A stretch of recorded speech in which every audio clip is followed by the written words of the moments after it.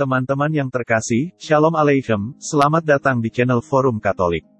Selamat Hari Natal, selamat memperingati kelahiran Yesus Kristus.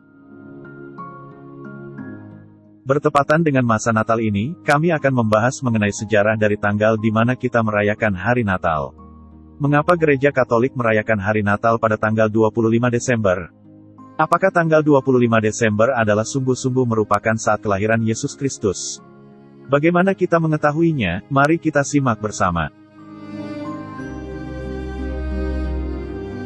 Dalam perjalanan waktu, ada beberapa komunitas gerejawi Kristen non-Katolik dan beberapa orang dari non-Kristen, telah menolak bahwa Kristus lahir pada tanggal 25 Desember. Biasanya yang mengandalkan Alkitab akan mengajukan alasan bahwa tidak tertera secara eksplisit dalam Alkitab mengenai perayaan Natal dan tidak ada bukti kuat mengenai tanggal lahir Yesus Kristus. Beberapa lainnya berpandangan, berdasar pada letak geografis Israel yang memiliki 4 musim, tanggal 25 Desember jatuh pada puncak musim dingin. Tidak mungkin Kaisar Octavianus Agustus mengadakan sensus pada masa itu. Juga ada beberapa alasan, soal gembala yang menggembalakan domba di luar ruangan, domba-dombanya akan mati kedinginan. Dalam pembahasan ini, kita akan menguraikan keberatan ini satu demi satu, dan mencoba menelusuri sejarahnya dalam perjalanan gereja.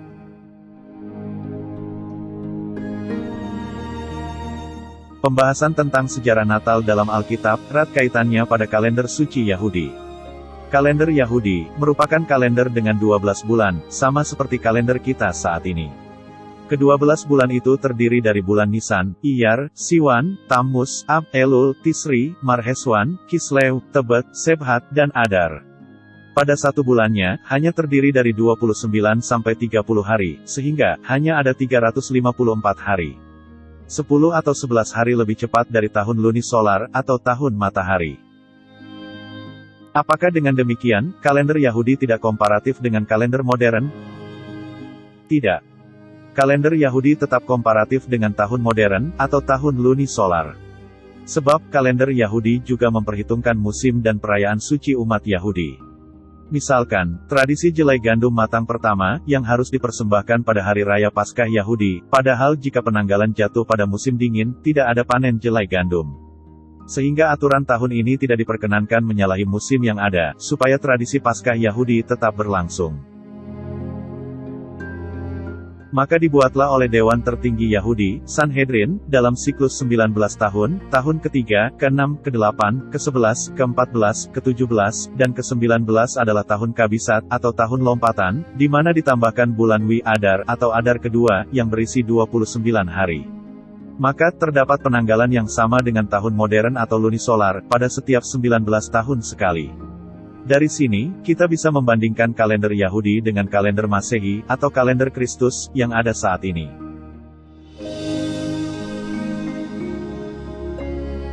Tentang Hari Raya Natal, bersumber dari Joseph Heinrich Friedlieb dalam Leben J. Christi des Erlöser, Münster, 1887, halaman 312. Pada kehancuran Bait Suci kedua yang dibangun oleh Ezra dan Nehemia di tangan tentara Romawi terjadi pada tanggal 9 bulan Ab, 3830 tahun Yahudi, atau 70 Anno Domini, tradisi kerabian terakhir mengatakan bahwa kelompok pertama, Yoyarib, sedang bertugas di Bait Suci pada saat itu. Jika kita membaca pada Alkitab, berdasarkan pada Injil Lukas bab 1 ayat 5, Zakaria melayani pada rombongan Abia, yang berdasar pada 1 Tawari bab 24 ayat 10, adalah rombongan ke-8. Jika dalam 70 tahun tradisi Yahudi berlangsung tanpa terputus dan pelayanan imamat sama seperti biasanya, maka masa rombongan imamat Abia, yaitu masa Zakaria bertugas, melayani adalah minggu kedua bulan Yahudi yang disebut Tisri, yaitu minggu yang bertepatan dengan The Day of Atonement, atau biasa disebut Hari Raya Yom Kippur, hari ke-10. Di kalender kita, The Day of Atonement dapat jatuh di hari apa saja dari tanggal 22 September sampai dengan tanggal 8 Oktober. Dikatakan dalam Injil Lukas bab 1 ayat 24 bahwa Elisabet mengandung, beberapa lama kemudian, setelah masa pelayanan Zakaria. Maka konsepsi Santo Yohanes Pembaptis dapat terjadi sekitar akhir September. Tahun berdasar perhitungan ini adalah Ab Urbe Condita 748 atau 7 before Christ, atau tahun 7 sebelum Masehi.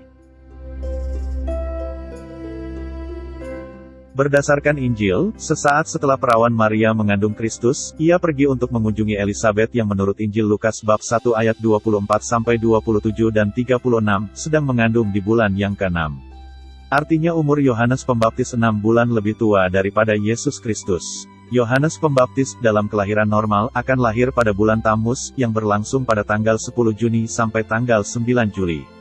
Lebih spesifik lagi telah diperingati pada tanggal 24 Juni, yaitu, perayaan kelahiran Yohanes Pembaptis.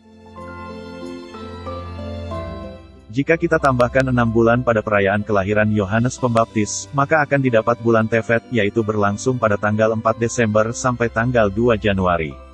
Jika kita menambahkan sesuai tanggal kelahiran Yohanes Pembaptis, didapatkan 24 sampai 25 Desember sebagai hari kelahiran Kristus. Jika tanggal 25 Desember dikurangi 9 bulan, diperoleh hari peringatan kabar gembira, yaitu pada pertengahan bulan Nisan, atau tanggal 25 Maret. Maka jika Yohanes Pembaptis dikandung segera setelah The Day of Atonement, tepatlah penanggalan Gereja Katolik, bahwa kelahiran Yesus jatuh di sekitar tanggal 25 Desember. Sementara, jika kita menelusuri sejarah Natal dalam tradisi gereja, tanggal 25 Desember telah ditandai oleh Santo Theophilus, yang hidup pada tahun 115-181 Anno Domini, yang mengatakan, kita harus merayakan hari kelahiran Tuhan kita pada tanggal 25 Desember. Lebih lanjut lagi, Santo Hippolytus dari Roma, hidup tahun 170-240 Anno Domini, menuliskan, kedatangan pertama Tuhan kita di dalam daging terjadi ketika ia dilahirkan di Bethlehem, di tanggal 25 Desember pada hari Rabu, ketika Kaisar Agustus memimpin di tahun ke-42. Ia, yaitu Kristus, menderita di umur 33, tanggal 25 Maret hari Jumat, di tahun ke-18 Kaisar Tiberius, ketika Rufus dan Rebellion menjadi konsul. Santo Agustinus dalam De Trinitate buku keempat, bab 5, menulis, sebab Kristus dipercaya telah dikandung di tanggal 25 Maret di hari yang sama saat ia menderita, sehingga rahim sang perawan yang di dalamnya ia dikandung, di mana tak seorang lain pun dikandung, sesuai dengan kubur baru itu di mana ia dikubur, di mana tak seorang pun pernah dikuburkan di sana, baik sebelumnya maupun sesudahnya. Tetapi ia telah lahir, menurut tradisi, di tanggal 25 Desember. Soal tahun kelahiran Kristus, kita tidak bisa menggunakan perhitungan tahun 1 Masehi atau 1 Anno Domini, yang dibuat oleh Dionysius Exiguus. Sebab menurut sejarawan Yahudi, Flavianus Josephus, yang hidup pada tahun 37-100 Anno Domini, dalam buku Josephus, Antiquities, buku 17 bab 8 paragraf 1, Raja Herodes meninggal setelah berkuasa selama 34 tahun, secara de facto, dari meninggalnya Antigonus, dan 37 tahun, secara de jure, sejak Roma mengeluarkan perintah yang menyatakan bahwa dia adalah raja. Antigonus meninggal pada saat Marcus Agrippa dan Caninius Gallus menjadi konsulat, yaitu pada tahun 37 before Christ. Tertulis dalam Josephus, Antiquities, buku 14 bab 16 paragraf 4. Herodes menjadi raja pada saat Caicus Domitius Calvinus dan Caicus Asinius Pollio menjadi konsulat pada tahun 40 before Christ. Jika dihitung dari meninggalnya Antigonus dan saat Herodes menjadi raja, Raja Herodes sudah meninggal pada tahun 3 before Christ. Maka kelahiran Kristus harus terjadi sebelum 3 before Christ. Dihitung dari saat Raja Herodes membantai kanak-kanak suci sampai pengungsian ke Mesir, sebagian ahli percaya bahwa kelahiran Yesus adalah sekitar tahun-tahun 7 sebelum Masehi sampai tahun 6 sebelum Masehi. Paus Benedictus ke-16 dalam bukunya Yesus of Nazareth, The Infancy Narrativus, menulis bahwa kelahiran Yesus terjadi pada sekitar tahun 7 sampai 6 before Christ. Paus mengutip pandangan seorang astronomer Wina, Ferrari de Occhiepo, yang memperkirakan terjadinya konjungsi planet Jupiter dan Saturnus yang terjadi di tahun 7 sampai 6 before Christ, yang menghasilkan cahaya bintang yang terang di Bethlehem, yang dipercaya sebagai tahun sesungguhnya kelahiran Tuhan Yesus.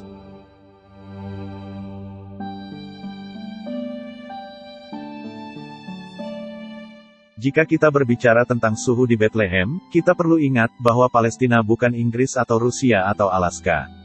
Bethlehem terletak di lintang 31,7 dari garis Khatulistiwa, lebih dekat sedikit ke Khatulistiwa daripada kota Dallas, Texas di Amerika, yaitu 32,8. Masih nyaman untuk berada di luar di bulan Desember di Dallas, di mana suhu terendahnya adalah 37 derajat Fahrenheit atau 2 derajat Celcius. Tetapi biasanya hanya turun sampai 42 derajat Fahrenheit atau sekitar 5 derajat Celcius. Maka demikian juga dengan di Bethlehem. Sebab di Italia, yang terletak di garis lintang yang lebih tinggi dari Bethlehem, seseorang masih dapat menggembalakan domba di akhir bulan Desember. Perubahan iklim dalam hal ini tidak terlalu banyak berpengaruh pada keadaan di sana. Justru wajar jika gembala menggembalakan domba di luar dengan berbekal api unggun ketika Yesus lahir. Ada beberapa artikel yang mengatakan, bahwa Hari Raya Natal umat Kristiani dirayakan pada tanggal 25 Desember karena adanya Hari Raya Pagan Romawi, yaitu Natalis Sol Invictus, yang dirayakan tiap tanggal 25 Desember sehingga umat Kristiani mengikuti tanggal itu, untuk mengalahkan Hari Raya Pagan yang ada. Tetapi artikel-artikel ini kurang tepat. Theodor Mommsen, sejarawan Romawi, dalam Corpus Inscriptionum Latinarum, bab 1, halaman 338, mengumpulkan bukti untuk pesta tersebut, di mana pesta mencapai puncak popularitasnya di bawah Aurelian pada tahun 274. Dan sejarawan Filippo del Torre, pada tahun 1700 pertama kali melihat pentingnya penyelidikan perayaan ini.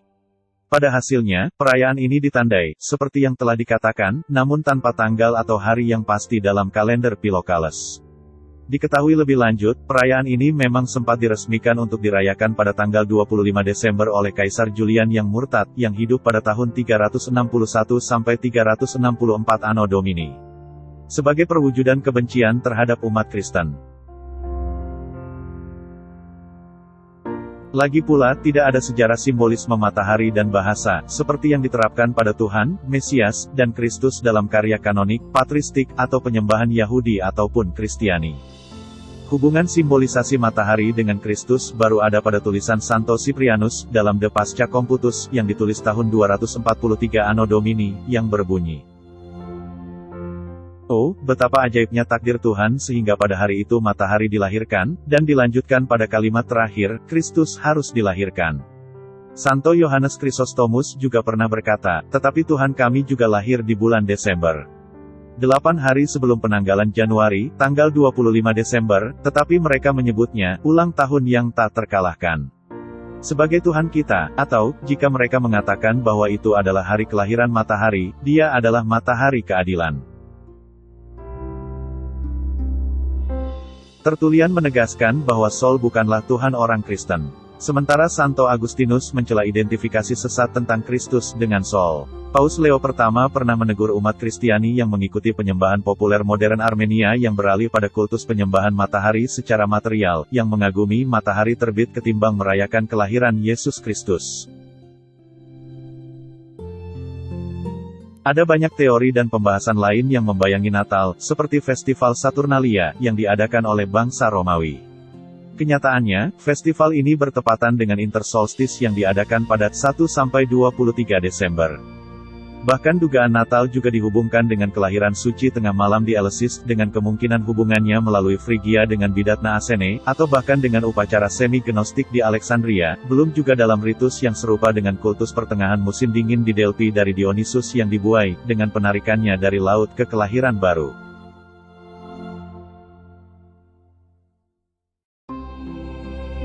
Terdapat pula teori astronomis yang mengatakan bahwa konsepsi Kristus dan kematiannya ada di hari atau tanggal yang sama.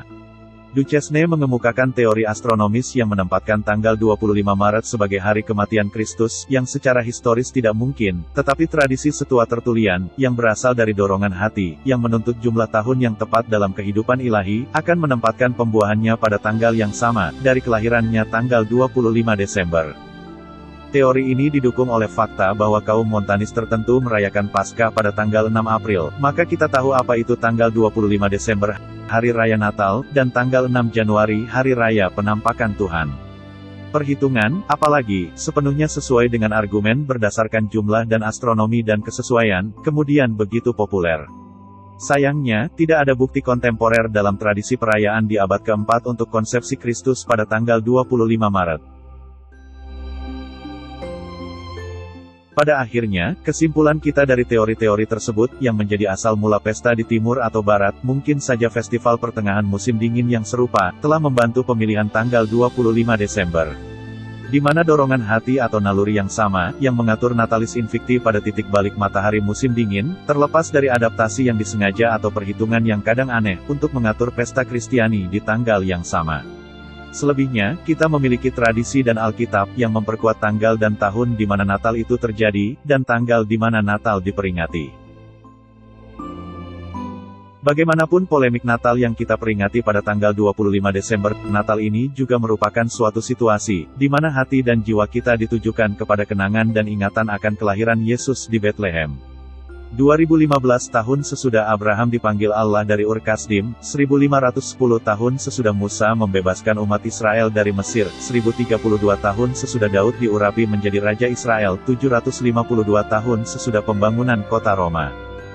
Pada tahun ke-42 masa pemerintahan Kaisar Octavianus Augustus, ketika segenap dunia diliputi damai, dikala itulah Yesus Kristus Almasih yang dijanjikan Allah lahir dari rahim perawan tersuci Maria di Bethlehem, kota Raja Daud, dari suku Yehuda. Ia yang prasejarah kekalnya telah diberikan dalam Injil Yohanes, sementara Injil Matius memberikan prasejarah temporalnya, melalui silsilahnya. Adalah nyata, betapa garis nenek moyang temporal Yesus terhubung pada orang-orang berdosa dan orang asing. Noda-noda pada perisai lambang garis keturunan manusianya ini, menunjukkan belas kasihan bagi yang berdosa dan bagi orang-orang asing dalam perjanjian kudus. Kedua aspek belas kasihannya ini nantinya akan dilontarkan kepadanya sebagai tuduhan, dia adalah sahabat orang berdosa, dia adalah orang Samaria. Tapi bayangan masa lalu yang ternoda menubuatkan cinta masa depannya bagi yang ternoda. Lahir dari seorang wanita, dia adalah seorang manusia, dan bisa menjadi satu dengan seluruh umat manusia. Lahir dari seorang perawan, yang dinaungi oleh Roh dan penuh rahmat, dia juga akan berada di luar arus dosa yang menjangkiti semua manusia. Sebagaimana tema Natal kita kali ini, cinta kasih Kristus yang menumbuhkan persaudaraan. Semoga, dengan Kristus yang mengasihi orang berdosa, kita semua bisa mendalami Natal ini dengan kasih yang menumbuhkan persaudaraan, yang saling menguatkan di antara kita sebagai umat yang dikasihinya. Selamat merayakan dan memaknai Natal, Tuhan memberkati.